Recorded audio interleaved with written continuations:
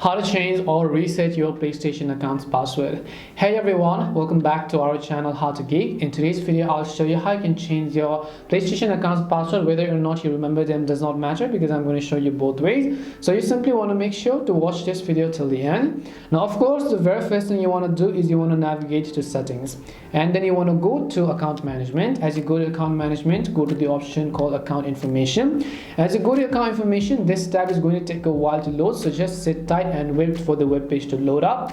And right over here at the second, you'll find the option called security.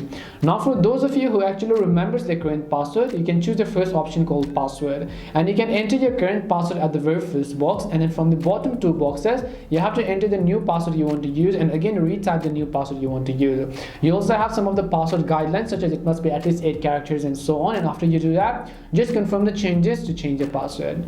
Now for those of you who do not remember their current password, you can see the second option that says your security question is used when you need to reset your password, which means that you might have set a security question when you set up your PSN account. All you need to do is go to the second option over here, and first of all you have to choose a security question such as where were you born, what were your mother's maiden name, and so on. So just choose any of these options and select the option called continue. You need to type in your security answer. So if your security answer is correct, you'll be taken to a page where you can simply enter the new password without having to remember your old password. But if your security answer is actually incorrect, you'll not be able to reset it. Now given that you also do not remember your security password, in that case you have to reset it with the help of your email address. So you simply want to make sure you have access to your email address. When you verify it with the email address, an OTP code or most likely a verification link is going to be sent, where again if you access your email address, you'll be able to simply change the password without having to remember your old password. And these were some of the ways on how you can change the password on PlayStation, whether you don't remember them at all.